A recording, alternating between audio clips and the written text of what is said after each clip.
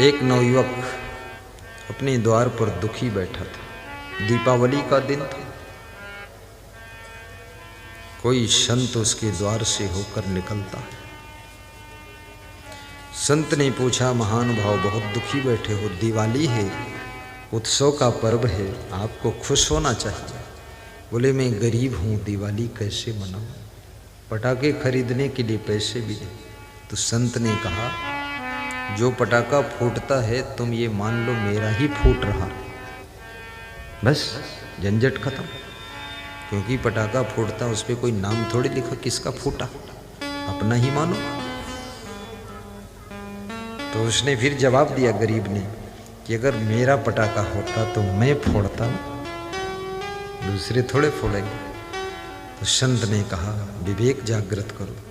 जो बहुत बड़े आदमी होते हैं उनके पटाखे उनके नौकर चाकर फोड़ते हैं।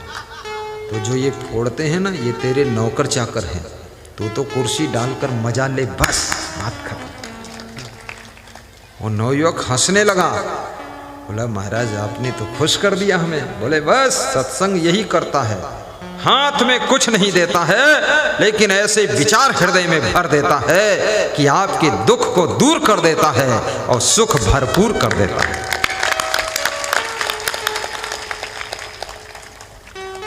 हंसती हुई जिंदगी, खुशी खुशी खुशी। ज्यादातर लोग बुढ़ापे में बहुत दुखी बैठे रहते हैं, बड़े निराश उदास। उदास मत रहो। बुढ़ापे में 1 घंटे योगा करो, आधे घंटे प्राणायाम करो। ज़्यादा कठिन योगा ना कर पाओ तो ऐसे करो, बस मुट्ठी खोलो बंद करो और ऐसे करो। बचपन में बच्चे ऐसे ऐसे करते थे ना, योगा है ये, ऐसे करो। ये सब कोहनी वोहनी ठीक रहेगी। लेट करके लुढ़को पुढ़को इधर उधर, और आंखें बेर बेर मूंदो बंद करो, सब ठीक हो जाएगा। मुंह जोर से बड़ा खोलो, फिर बंद करो, फिर बड़ा खोलो, जबड़े सब ठीक रहेंगे। और प्राणायाम ऐसे,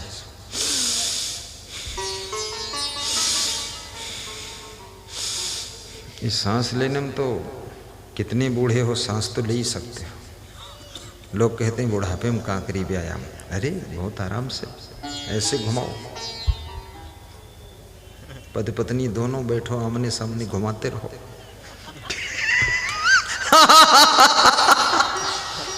बहू पूछे क्या कर रही सासू, तो बोल लो कंपटीशन पर हाथ घुमाए रहे पति पत्नी, और क्या कर रहे।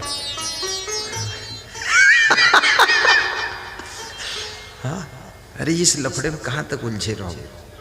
और ज्यादा बहू को भी मत देखो, कहाँ जाते है, कहाँ करते है, कत्ता स्वागत है। सो ही दो, कोई बात नहीं, वही जन्म के अजगर हो, ये सो ही जाए दो। ओके पिंड परे तुम अपन जिंदगी बर्बाद करो फालतू। हाँ, हैरान मत करो, स्वागत है। मैं तो जिसको जो करना है आप ठोंक पीट के कुछ नहीं करा पाओगे। इसके मन में जो है, और सब अपना अपना कर्म अपने अपने को मिलता है।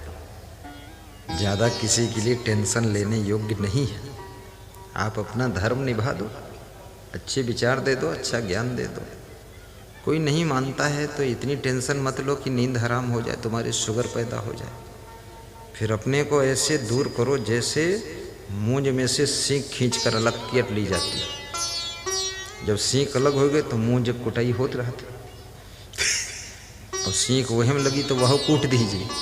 और तुम सींग तना अलग हो लो दुष्टन से, थोड़ा दिल हटाए लो, रहो वही घर में, खूब मुस्कराओ, ढोल बजाओ, ताली बजाओ, कह दो बहुत मजा हुआ, खूब रौंदे जी खुद।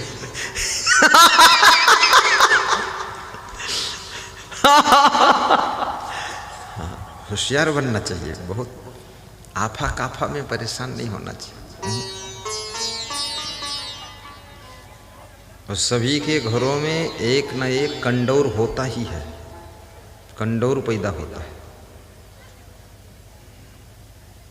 हर घर में एक दुष्ट मिली जरूर, अगर कोई दुष्ट नहीं है तो फिर बहू आई जाई वह दुष्ट मिल जाई। एक ऐसा दुष्ट मिली जो तुम्हारे इंजेक्शन लगौते रही, तुम हैरान ही रही हो, तुम घर भर वही चक्कर में पड़े रही हो। अगर तुम्हारे घर में नहीं है दुष्ट तो दामाद दुष्ट मिल जाइए, वो हैरान करे रही। मैंने ये बहुत तमाशा देखा है। यही संसार है, इसी का नाम संसार है। दुनिया के झमेले हरगिज कम न होंगे। संजय भाई, प्रधान जी, ये झमेले कम होने वाले नहीं ना। आप कम हो जाओगे, हम कम हो जाएंगे, झमेला तो ऐसे चलता है। दुनिया के झमेले हरगिज कम न होंगे तो फिर क्या होगा? अफसोस बस यही है एक रोज हम न होंगे। हमको तो यही फिक्र है, हम है न रही भी।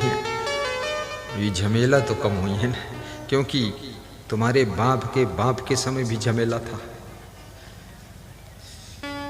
दादाजी के समय, बाबा के समय।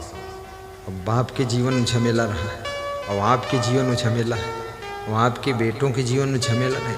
इस संसार में झमेला तो है ही है। मेला तो 2 दिन लगता है। जिस दिन तुम्हारी शादी होती है उसमें 200-400, 500, 1000 लोगों का मेला लग जाता है, और जिस दिन तुम मर जाते हो उसी दिन 200-400, 500, 1000 लोग आकर दफन कर देते। मेला लगता 2 दिन। अरे मन ये 2 दिन का मेला रहेगा। ये 2 दिन मेला है, तो बाकी दिन क्या है? बाकी दिन झमेला। बहुत झंझट। ये कोई फोकट में थोड़े सब बूढ़े हुए हैं, ये सब झमेलम बूढ़े जल्दी पे। मेरे जन्म स्थान पर प्रवचन था पिछले साल, तो मेरा जो छोटा भाई है, जो सत्संग सुनने लोग आए, तो उससे लोगों ने कहा कि गुरुजी सबसे छोटे हैं, तुम बड़े हो का? वो 40 साल का, तो हम 56 साल के। वो का लोग कह रहे हैं बड़ा है, हमें कहें छोट है। तो हम कहे ये ऐसा कहे, बोले बूढ़ ही लगत है। तो हम कहीं झमेलम पर है, बोले तुम। तो हमने कहा हम तो झमेले से निकल गए, हमारे में कोई झमेला नहीं, निकल गए। क्योंकि जिस आदमी को संसार के विषय भोगों की इच्छा खत्म हो गई, वो झमेले से पार हो गए। नशा व्यसन की इच्छा खत्म हो गई, नशा व्यसन करता ही नहीं, विषय विलास भोग विलास में फंसता ही नहीं, उसका झमेला सब खत्म। झमेला तो वही तबेलस पैदा होता।